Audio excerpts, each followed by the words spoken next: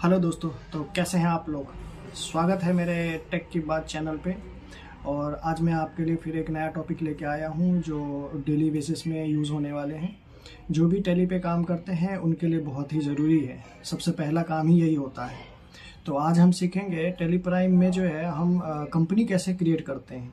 उसकी full detail एक अच्छे से सही से आपको मैं बताता हूँ किस तरीके से एक अच्छी सी कंपनी हम क्रिएट कर सकते हैं, बाकी कोई बाद में कोई गलतियाँ ना हो इसमें।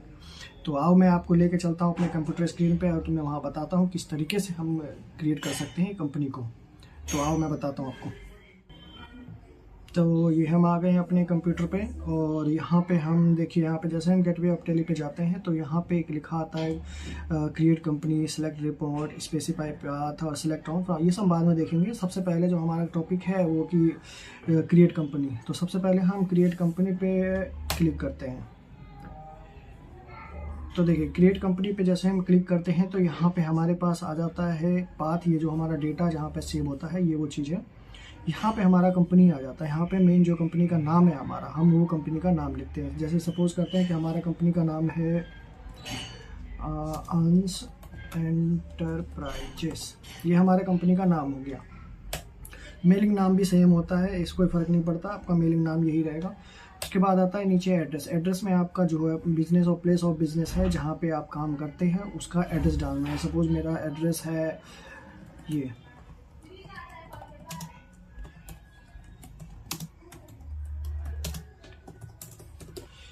ये मेरा एड्रेस हो गया। मैंने यहाँ पे एड्रेस किया, एंटर पुट किया, स्टेट। अब यहाँ पे जिस स्टेट से हम अपना काम बिजनेस रन कर रहे हैं वहाँ पे उसका स्टेट हमें ज्वाइन करना है। जैसे दिल्ली, बिहार, असम, जहाँ से भी आप करना चाहते हैं। तो मेरे केस में मैं दिल्ली से हूँ तो मैंने दिल्ली सेलेक्ट किया। जैसे टाइप करेंगे दिल्ली पे एंटर कर लिया। उसके बाद यहाँ पे आता है पिन कोड। पिन कोड डाल देते हैं यहाँ पे। यहाँ पे टेलीफोन नंबर है तो ठीक है, नहीं तो उसमें कोई खास मैंडेटरी नहीं है। यहाँ पे आपको अपना मोबाइल नंबर देना है ताकि जो बिल पे आपका जो मोबाइल नंबर प्रिंट हो तो वो मोस्टली कस्टमर को दिखे कि हाँ बिल पे आपका जो है वो नंबर क्रिएट है, उससे आपको कांटेक्ट किया जा सकता है। जैसे कि मैं अभी बता रहा हूँ आपको। ये हमने मोबाइल नंबर एंटर कर दिया। फैक्स है, नो मैंडेटरी, उतना बड़ा कोई फॉर्म है नहीं हमारे पास। जब फैक्स होगा तो आप अपना डाल देना, नहीं है तो कोई दिक्कत नहीं है। ईमेल एंड ईमेल डालना है, ईमेल डाल दो।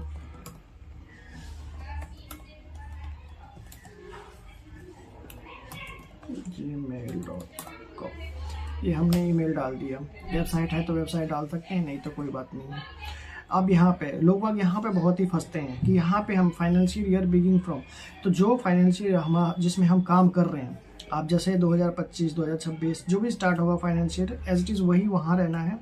नीचे वाले में लोग क्या करते हैं, बुक ऑफ बिगिनिंग फ्रॉम, अब ये कर देते हैं कि आप लास्ट डेट डाल देते हो, जैसे कि 1/3/2026 डाल देते हो। इस तरीके वो ख़त्म नहीं होता। जो सेम आपका डेट जो ऊपर है, जो आपका डेट 1 अप्रैल 2025 से अगर फाइनल स्टार्ट होता है, सेम वही नीचे भी आपका रहेगा बिगिनिंग फ्रॉम।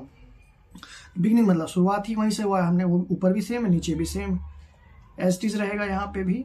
उसके बाद हम एंटर एंटर एंटर और एक्सेप्ट कर लेंगे इसको। अब जैसे हमने एक्सेप्ट किया तो हमारा आ गया, हमारा कंपनी जो है वो क्रिएट हो गया। अब यहाँ पे हमारे साथ कुछ डिटेल पूछी जाती है, कंपनी क्रिएटेड सक्सेसफुली, हमारा कंपनी क्रिएट हो चुकी है, लेकिन कुछ सेटिंग्स करनी होती है। जैसे मेंटेन अकाउंट करना है, यस करना है, बिल वाइज एंट्री वाइज करनी है। बहुत कंपनी में होती है सिर्फ नॉर्मल एंट्री कर दी जाती है, और हम जब हमारे केस में होता है जैसे बिलिंग करते हैं तो उसमें क्या होता है कि हम बिल वाइज एंट्री करते हैं ताकि हमारी डिटेल जो है डेटा रहे वो क्लियरली सही से डेटा रहे। इन्वेंट्री मेंटेनेंस इन्वेंट्री ऐसी रहेगा, integrated account with inventory same यही रहेगा, ओके है। Enable goods and service tax, हाँ बिल्कुल, जब हमारा जीएसटी इंक्लूड है, जीएसटी पे हम काम कर रहे हैं तो हमारा ये इंक्लूड होना चाहिए और ये हमें सेट करके यस ही रखना पड़ेगा।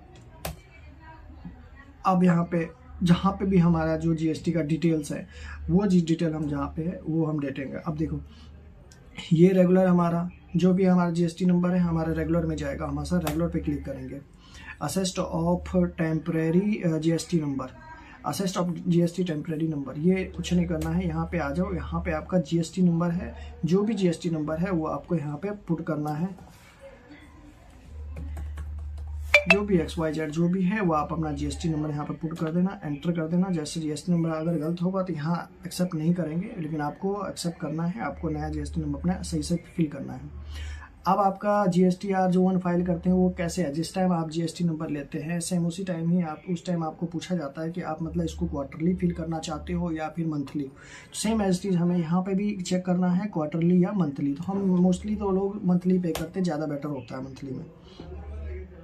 GST का यूज़र नेम, अब GST का यूज़र नेम ऑब्वियसली जो है जैसे हमारा अंश एंटरप्राइजेस है तो GST भी हमारा उसी नाम से होगा। तो यूज़र नेम हम जो पोर्टल पे डालते हैं जो हमारा रहता है हम अपना वो डाल देते हैं जो भी है। अंश एंटरप्राइजेस डाल दिया हमने। मेलिंग एड्रेस ये सब कुछ नहीं, अभी ये कुछ खास इतना कुछ है नहीं। जिस टाइम हम GST का रिटर्न फाइल करते हैं, जैसे हमारे पास जो कुछ डेटा होता है जब सी हमारे हमसे मांगता है उस टाइम ये सब चीज़ें डालता है। मोस्टली इतना कुछ होता भी नहीं है, अभी तो बहुत कुछ फंक्शन दे दिया है इसमें कि थोड़ा ईजी काम हो जाए। लेकिन इससे भी ईजी है कि आप ये सब ना करके अपना आराम से सेव कर लो। पहले एक्सेप्ट हो गया हमारा, ठीक है। ये TDS वगैरह बाद में देखेंगे इन सब चीज़ों को, ये अभी एक ध्यान देने के लायक नहीं है। अब हमारा एक्सेप्ट आ गया। एक्सेप्ट ऑप्शन पे हम क्लिक करेंगे, येस पे क्लिक करना है। अब हमारा जो है कंपनी क्रिएट हो गया, वो आप यहाँ पे देख सकते हैं। देखिए यहाँ पे हमारा अंश एंटरप्राइजेस कंपनी